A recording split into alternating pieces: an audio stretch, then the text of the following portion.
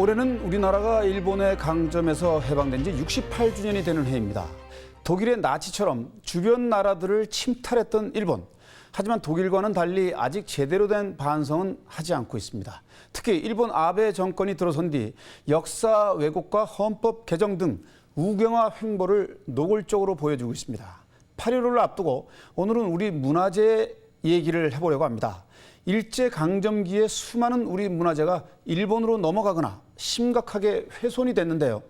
훼손된 채 방치된 우리 문화재의 현실, 그리고 문화재를 복원하고 지키기 위한 여러 가지 노력들을 알아보겠습니다. YTN 사이언스 설다혜 기자 나와 있습니다.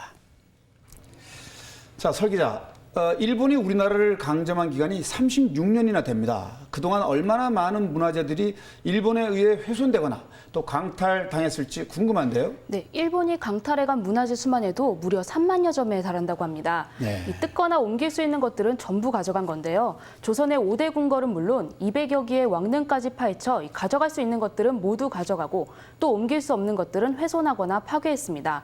이 정확한 수를 알 수 없을 정도로 많은 유물들이 일제강점기에 없어지거나 훼손된 것이죠. 네, 대부분의 문화재 손실과 훼손이 일제강점기에 이뤄졌다. 이렇게 보면 되겠군요. 그런데 일제 문화재 훼손은 국권 침탈 이전부터 시작이 됐다고 하는데 정확히 언제부터 시작이 됐습니까? 네, 일제 문화재 파괴와 약탈 행위는 이 주권을 뺏기기 전인 19세기 말부터 시작됐는데요. 일제는 가장 먼저 조선의 상징적인 문화재를 훼손시켰습니다. 한국인의 자존심을 망가뜨리겠다는 의도인데요. 이 대표적인 예로는 숭례문 담장 파괴입니다. 1907년 서울을 방문하는 일본의 왕자에게 이 편의를 제공한다며 숭례문 옆에 담장을 무너뜨린 겁니다. 네, 정말 어처구니 없는 일이 아닐 수가 없습니다. 그런데 이렇게 훼손된 문화재들을 아직도 우리 주변에서 쉽게 찾아볼 수가 있다고요? 네, 그렇습니다. 이 주권을 되찾은 지 70여년이 다 돼가지만 네. 아직도 우리나라 곳곳에는 당시 훼손된 문화재들이 그대로 남아 있었습니다. 이 심각한 문화재 훼손의 현장을 취재했습니다. 1910년 8월 29일 일본에 끈질긴 한일합병 요구. 하지만 대한제국의 마지막 황제 순종은 합병 조약을 거부합니다. 그러자 이완용과 일본 내각은 고종 황제의 국세를 빼앗고 순종의 친필 서약을 위조해 한일합병을 강제로 체결하고 공포합니다. 경술국치. 대한제국의 주권을 일본에게 빼앗긴 치욕적인 날입니다. 이후 일본은 완벽한 식민지화를 위해 문화재 파괴와 약탈에 힘씁니다. 한국인의 정기와 의지를 꺾기 위해서입니다. 같은 나라로 만들고 싶어 하는 거죠. 일본이랑 대한제국을 하나로 만드는 전 단계로서 일제의 침탈에 전국적으로 상당수의 문화재가 훼손되거나 없어졌습니다. 특히 수도 서울은 궁궐을 중심으로 한 문화재 훼손이 심각했습니다. 경복궁의 동쪽에 서 있는 동십자각. 원래는 경복궁과 이어져 있는 궁을 지키는 초소였지만 지금은 대부분의 사람들이 동십자각의 존재를 알지 못합니다. 일제가 조선 총독부를 세우고 길을 내면서 궁과 떨어졌기 때문입니다. 하지만 아직까지 도로를 사용하고 있어 복원 작업에 들어가지 못하고 있습니다. 전문가들은 도로를 옮겨서라도 하루빨리 동십자각이 제자리를 찾아야 한다고 말합니다. 동십자각은 이 교통 통로 있는 것들에 대해서 좀 막아서 차량을 옆으로 돌리고 경복궁의 제대로 된 모습을 복원하려면 동십자각 쪽에 꺾어진 쪽은 복원을 하는 게 맞죠. 종묘와 창경궁 사이 율곡로도 마찬가지입니다. 담장 하나를 두고 숲으로 연결돼 있었지만 1931년 일제가 민족혼 말살 정책을 내세워 두 건물을 갈라놨습니다. 이처럼 일본은 서울의 근대화를 핑계로 우리 문화재를 파괴하고 심지어는 약탈을 자국으로 반출시켰습니다. 국민학교 선생님들도 일본 사람들이 선생들 했죠. 그 사람들이 이제 인부를 고용해서 벌금 대낮에 백주 대낮에 가서 무덤 파가지고 물건 꺼내가고 이제 그럴 정도로 하거든요. 또 가져가지 못하는 문화재는 역사적 의미를 찾을 수 없게 훼손시켰습니다. 왕이 나라의 평화를 위해 제를 지내던 사직단과 황구단은 이제 원형을 찾아볼 수 없을 정도로 망가졌습니다. 하지만 아직 아무런 대책도 없이 방치되고 있습니다. 사적지로 지정은 되어 있는데 그 안에 도서관이나 주민센터나 경찰서나 이런 게 다른 게 들어와 있기 때문에 그 그거를 이전하고 그다음에 문화재청에서 복원을 해야 되거든요. 근데 예산도 하나도 없고요. 올해도 예산 올렸는데 다 깎여서 전혀 그 복원을 하지 못하고 있는 상태예요. 대한제국의 상징이라고 불리는 황구단은 문화재라 말할 수 없을 정도로 훼손이 심각합니다. 대한제국의 자존심을 상징했던 공간이 일제의 근대화를 보여주는 시설물로 뒤바뀐 셈입니다. 고종황제가 대한제국을 선포한 환구단입니다. 하지만 일제강점기의 대부분의 훼손으로 지금은 하늘신의 위패를 모시는 황궁우만 남아 있습니다. 도시계획을 핑계로 문화재의 자리를 이동시키는 것도 서슴지 않았습니다.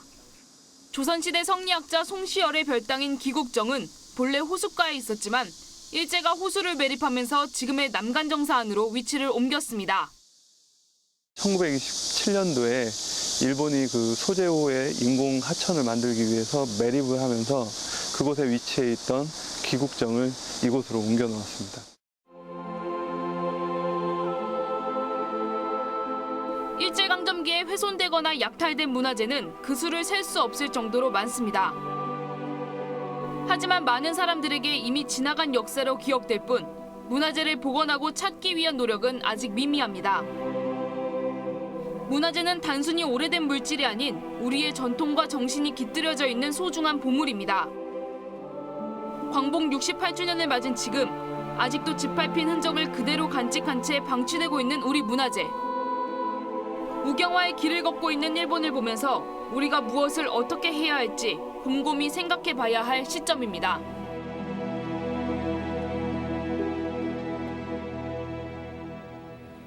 네, 우리가 그 생활 주변에서 무심코 지나쳤던 거리의 건물이 일제 강점기에 지어진 건물이고 또 그런 건물들 때문에 우리 문화재가 훼손되고 파손됐다는 사실이 너무도 안타깝습니다. 일제가 우리 민족의 혼을 말살시키기 위해서 의도적으로 이 일을 저지른 것이 아닌가라는 생각이 드는데요. 그런데 설 기자, 왜 일제 강점기에 지어진 건물을 부수지 않는 겁니까? 뭐 특별한 이유가 있습니까? 네, 그렇습니다. 바로 역사를 기억하자는 건데요. 네. 비록 우리가 나라를 뺏기고 굴욕을 당한 치욕적인 역사지만 후손들이 그 일을 잊어서는 안 된다는 겁니다. 당시 지어졌던 건물들을 부수지 않고 보존하면서 후손들에게 역사적 사건과 교훈을 고스란히 전해주는 것이죠. 네. 설 기자 말을 듣고 보니까 무조건 그 일제의 잔재를 없애는 것보다는 잘 가꾸고 또 보듬어서 후손들이 눈으로 그리고 우리 마음으로 선조들의 아픔을 되새겨서 볼 수 있으면 좋겠다라는 생각이 들긴 하네요. 네, 그렇습니다. 보통 과거에서 배운다고 하죠. 우리의 그렇죠. 아픈 과거를 묻거나 삭제하지 않고 앞으로의 교훈으로 삼는 과정이라고 보시면 되겠습니다. 우리 역사에 대한 올바른 인식을 심어주자는 것이죠. 네, 맞습니다. 그런데 최근에는 청소년들의 역사 인식 부재가 좀 논란이 되고 있지 않습니까? 우리 역사를 잘 모른다. 앞으로 더 큰 문제가 될 수도 있지 않을까라는 생각이 드는데 그러면 어떻습니까? 네, 그렇습니다. 중국과 일본 등 주변국들의 역사 왜곡이 심각해지고 있습니다. 네. 이런 상황에서 우리나라를 이끌어갈 청소년들이 우리 역사에 대해 알지 못한다면 어떤 일이 벌어질까요? 이 같은 심각성 때문에 정치권에서 청소년의 역사인식을 바로잡기 위해 공청회를 열기도 했습니다. 우리 전통과 문화재를 지키고 또 보존하기 위해서는 어떤 노력이 필요할지 짚어봤습니다. 지난 7월 30일 여의도 국회의사당 회의실. 국회 동북아 역사왜곡 대책특별위원회가 세미나를 갖고 있습니다.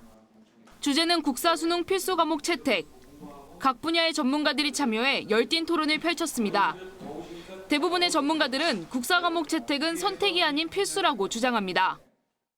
청소년들에게 미래를 짊어지게 해야 될 텐데 이런 역사에 대한 올바른 인식을 가져주는 것은 우리 국가적 책무고 또 국민들의 바람이라고 할 것입니다. 청소년들의 역사인식 제고를 위해서 한국교총에서는 가장 실효적인 방법으로 한국사의 수능 시험 필수 과목 선택이 가장 교육적이고 합리적인 판단이라고 생각을 합니다. 반대 의견도 있습니다. 수능 과목 선택이 청소년들의 역사인식을 높이는 유일한 해법은 아니라는 겁니다. 다양한 교수 방법을 통해서 역사의식을 높여야 되는데 이게 입시에 매몰된 한국사 교육이 되다 보면 학생들은 깨알 같은 그런 사실적 지식을 그냥 달달달 외우는 데 시간을 허비할 것이고 그렇게 된다면 오히려 역사의식을 높이기 위한 방법으로서 수능 필수화가 맞는지. 이처럼 찬성과 반대가 팽팽하게 대립하는 가운데 교육부는 아직 결정을 내리지 못하고 있습니다. 여러 방안을 준비하고 있지만 다른 과목과의 형평성 문제가 가장 큰 걸림돌입니다. 한국사 과목을 학생부 내신 성적에 대입 반영하는 부분들하고요. 그다음에 한국사 능력 검정 시험 결과를 학생부에 기입해서 대입에 반영하는 방안들. 그다음에 때로는 고등학교에서 자체적으로 한국사 시험을 봐서 학교 생활 기록부에다 기재하는 방안 등 5가지를 저희들이 사실상 검토를 하고 있습니다. 공청회를 지켜본 전문가는 청소년들의 역사인식 문제는 비단 그들만의 문제가 아니라고 지적합니다. 청소년들은 배울 준비를 하고 있지만 기성세대가 올바른 역사를 가르쳐줄 수 없다는 겁니다. 청소년들의 역사의식 문제는 청소년들의 문제가 아닙니다. 그거는 우리 같은 기성세대가 잘못해주고 있는 거죠. 기성세대에 있는 사람들이 얼마나 올바른 한국사를 가르쳐주고 한마디로 기성세대조차 우리 문화와 역사에 대한 제대로 된 지식이 없다는 것입니다. 이 같은 지적이 계속되자 정부는 최근 훼손된 우리 문화재를 복원하는 일에 관심과 지원을 기울이고 있습니다. 문화재 복원을 통해 잊혀져가는 역사의 의미를 되새기고 후손들에게 올바른 우리의 전통과 문화를 남겨주기 위해서입니다.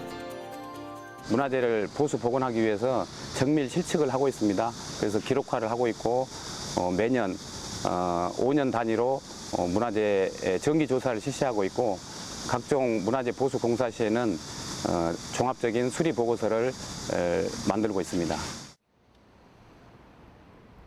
서울시는 가장 먼저 궁궐을 둘러싸고 있는 성곽을 복원하고 있습니다. 지난 2009년 복원된 서울 남산 성곽 회안자락.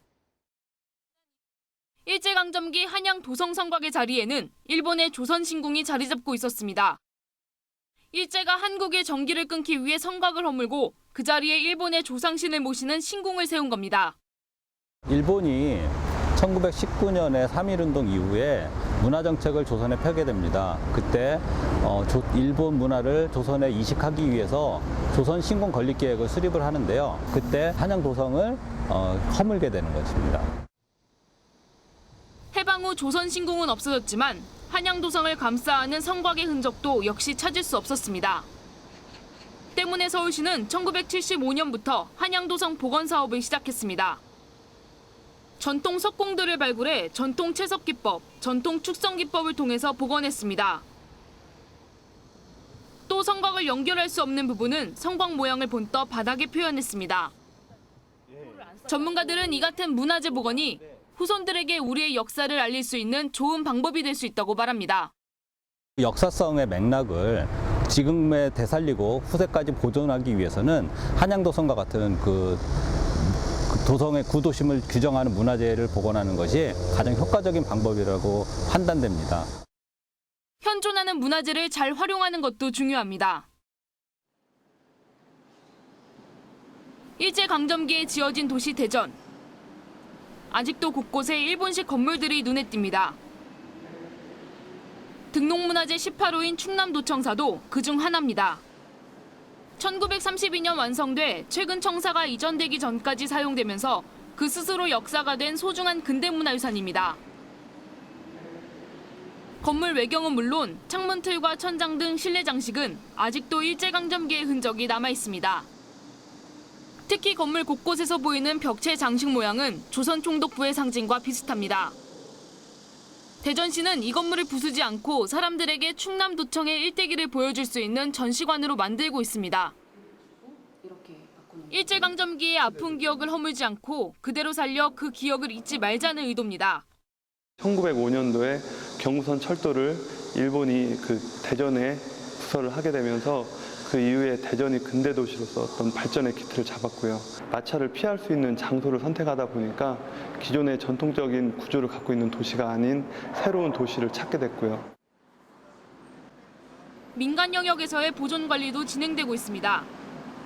번화가에 위치한 대형 안경점은 일제강점기의 은행으로 사용된 등록문화재입니다. 건물을 사용하고 있는 업체 관계자는 되돌아보고 싶지 않은 역사도 우리가 안고 가야 할 역사라며 그 가치를 높이기 위해 다양한 방법을 생각한다고 말합니다. 안경박물관을 설립을 해서 과거부터 시작해서 현대까지 안경의 전체적인 흐름, 안경의 역사를 통해서 근대문화재가 더 발전되며 문화재는 지난 우리의 과거를 돌아볼 수 있는 또 하나의 창입니다. 비록 역사의 한 부분이 일제의 침탈이라는 뼈아픈 기억이 되고 있지만 그 역시 우리가 잘 보존해 후대에게 물려줘야 할 유산임을 잊어서는 안 됩니다. 문화재 복원과 활용, 선조들의 전통과 문화를 후손에게 전해주기 위해서는 올바른 역사인식과 더불어 문화재를 활용한 다양한 연계 프로그램 발굴도 필요합니다. 네, 청소년들의 올바른 역사인식을 확립하기 위해서 정치권과 정부가 적극적으로 나서고 있는 것 같아서 어느 정도 좀 안심이 되기도 합니다. 그런데 설 기자, 이제 앞서 화면을 보니까 건축 문화재들이 문화공간으로 탈바꿈해서 사람들에게 이제 소개가 되고 있지 않습니까? 이런 건축 문화재들이 색다른 공간으로 활용되고 있는 사례, 해외에는 좀 종종 있는 것 같은데 어떻습니까? 네, 이 프랑스나 독일 등 해외의 경우에는 건축 문화재나 산업유산들을 문화예술 공간으로 활용하고 있는데요. 프랑스는 전동기차의 발전으로 없어지게 된 역을 오르세 미술관으로 탈바꿈시켰고요. 이 독일은 폐광산인 에센광장 주변에 역사적으로 의미가 큰 시설물을 디자인 박물관으로 바꿨습니다. 이 에센광산의 경우 기존 건물을 그대로 보존해 활용하면서 2001년 유네스코 세계문화유산으로 등록되기도 했습니다. 네, 저도 관련 기사를 본 것 같습니다. 그리고 뭐 오르세 미술관을 가봤지만 정말 오르세 미술관의 경우는 연 700만 명의 관람객이 이용하고 있다고 하던데 저도 봤지만 정말 버려진 기차역의 놀라운 변신이었거든요. 자, 그런데 독일은 이제 문화유산을 활용하는 것뿐만이 아니라 복원에도 엄청난 노력을 하고 있다면서요. 그 부분에 대해서 좀 설명을 좀 해주시죠. 네, 맞습니다. 이 독일의 드레스덴의 경우 2차 세계대전 당시 영국과 미국의 폭격으로 이 도시 전체가 파괴됐었는데요. 하지만 독일 정부는 전쟁이 끝나자 드레스덴에서 무너진 벽돌 한 장도 버리지 않고 이 문화재를 복원하기 시작했습니다. 이 덕분에 지금은 도시가 거의 옛 모습을 갖췄다고 합니다. 네, 정말 부럽습니다. 독일의 그 자국 문화재를 지키기 위한 노력은 충분히 배울 점이 있는 것 같습니다. 자, 그렇다면 우리나라는 어떻습니까? 네, 우리나라에서도 문화재 복원과 보존을 위해 최선을 다하고 있는데요. 이 대표적으로 경상북도 안동시를 꼽을 수 있습니다. 안동시의 경우 현재 전국에서 가장 많은 목조 문화재를 보유하고 있는데요. 이를 보호하기 위해 예산 5억 2천여만 원과 안전경비 인력 30명을 채용하기로 결정했다고 합니다. 좀 더 많은 예산과 인력이 투입이 된다면 우리 것을 지키는 데 도움이 될 것 같습니다. 이런 안동시의 사례를 정부가 참고한다면 더욱더 효과적으로 우리 문화재를 보호할 수 있을 것이라는 생각이 듭니다. 일제강점기 우리 국민들이 독립을 쟁취할 수 있었던 원동력은 뿌리 깊은 역사의식과 자존심일 것입니다. 우리 역사를 모르고 스스로 무시한다면 미래 역시 장담할 수 없겠죠. 후손들이 우리 역사를 생생하게 눈으로 보고 배울 수 있도록 문화재 보존과 복원에 대한 관심이 더욱더 절실해 보입니다. 설다혜 기자, 수고하셨습니다.